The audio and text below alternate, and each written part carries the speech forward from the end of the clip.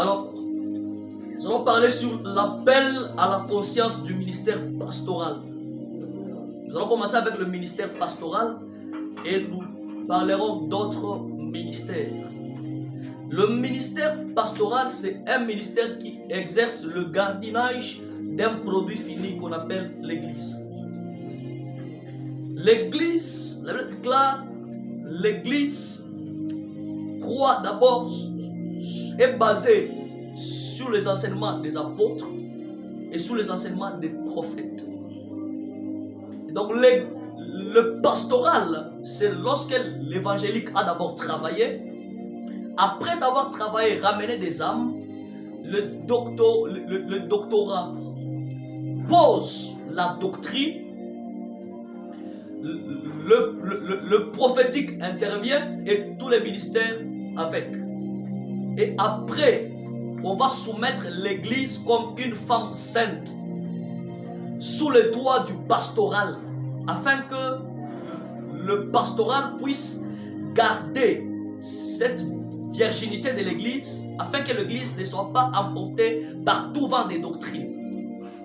Ça, c'est le pastoral. C'est ce que Dieu avait fait avec Marie.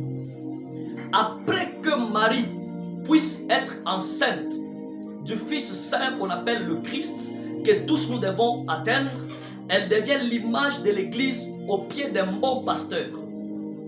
Cet homme de Joseph ne devait pas seulement attendre la naissance du Christ, mais aussi garder Marie en état de virginité jusqu'à ce que Christ soit né. Donc ça veut dire que le pastoral est appelé à garder l'Église vierge jusqu'à ce que Christ vienne, jusqu'à l'avènement de Christ, soit jusqu'à l'enlèvement de l'Église. Voilà le ministère pastoral. Et dans l'histoire biblique, le premier pasteur, c'est cet homme d'Adam. Adam, Dieu lui a donné la charge d'un certain jardin qu'on appelle le jardin d'Éden. Et quand Dieu l'appelle dans ce jardin, il lui dit, ce jardin, tu dois le garder et le cultiver. Donc la première des choses, garde bien ce produit fini. C'est un produit fini. Garde-le bien. Et Adam, c'est un homme qui a été formé et forgé à l'extérieur du jardin, pas à l'intérieur. Parce que la formation de l'homme, c'est dans Genèse 2, le 7e verset.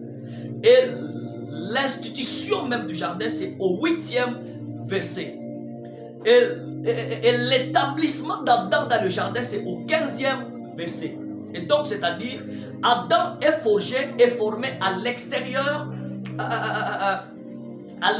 du jardin. C'est-à-dire que tout ministre de Dieu, pour l'excellence de son ministère, est appelé à être forgé et formé à l'extérieur, ou soit comme à côté, comme cet homme de David dans la brousse. Même Dieu lui-même, quand il commence l'œuvre de la création, il va commencer dans les ténèbres, c'est comme qui dirait dans le cachette. Et donc, avant d'être établi dans l'église, pour assumer la responsabilité par rapport à l'appel que nous avons, il est trop nécessaire d'être d'abord à l'écart, cultiver la vie d'intimité avec le Seigneur, afin d'être établi par la suite. Tous ces gens-là que vous avez vu disparaître pendant un temps, sachez qu'ils reviendront avec un mandat venant des lieux, afin que l'Église puisse connaître des nouvelles choses qu'ils ont appris. Je connais cet homme de Moïse. Après avoir quitté Égypte, il a croisé Dieu comme à côté. Il a croisé Dieu à l'extérieur de l'Égypte. Et en croisant Dieu là-bas, à son retour, il a apporté la parole du salut. Je conseille à un ministre de Dieu, il est temps maintenant que tu puisses te lever pour te consacrer dans le secret avec le Saint-Esprit, pour que le jour où tu reviendras, que tu puisses apporter des paroles de grâce, une nouvelle chose pour la restauration de cette génération.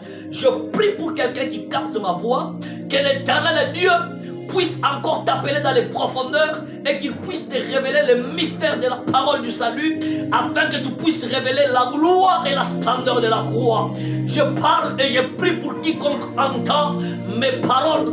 Pendant que vous me suivez, je prie à mon Dieu, je prie à la main de l'Éternel d'être étendue sur toi et de t'appeler maintenant pour te donner mandat par rapport à ton appel.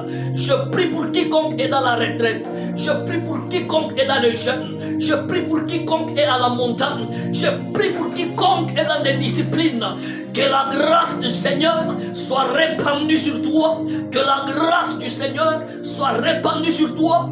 Et que par toi qu'on reconnaisse la grâce authentique du Christ le Sauveur. Oh mon Dieu, la seule chose encore, soit une autre chose que j'aime, lorsque Dieu établit Adam, dans le verset 9 de Genèse 2, elle déclare que Dieu fit pousser des arbres de toute espèce dans le jardin. C'est-à-dire les arbres bons à manger et agréables à voir.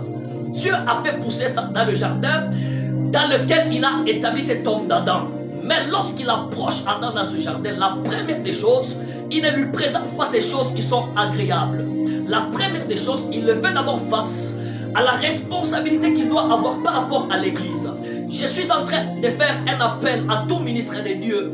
Avant que Dieu ne t'approche à tout ce qui a trait à la gloire du ministère, Dieu doit d'abord t'enseigner quelle responsabilité que tu as sur l'église. Car Dieu dira à Adam, ce jardin ici, tu dois d'abord le garder. C'est le ministère pastoral. Tu dois d'abord le cultiver. Et après maintenant, Dieu va l'approcher, tu mangeras de tout arbre. Sauf à l'arbre qui est au milieu, sauf à l'arbre de la connaissance du bien et du mal. Et donc, c'est-à-dire, la première des choses pour garder son ministère, pour garder l'authenticité de son ministère, il faut s'attacher premièrement à la responsabilité que nous avons, que de s'attacher à la gloire à la gloire qui est promise et attachée au ministère. C'est la première des choses qui gardera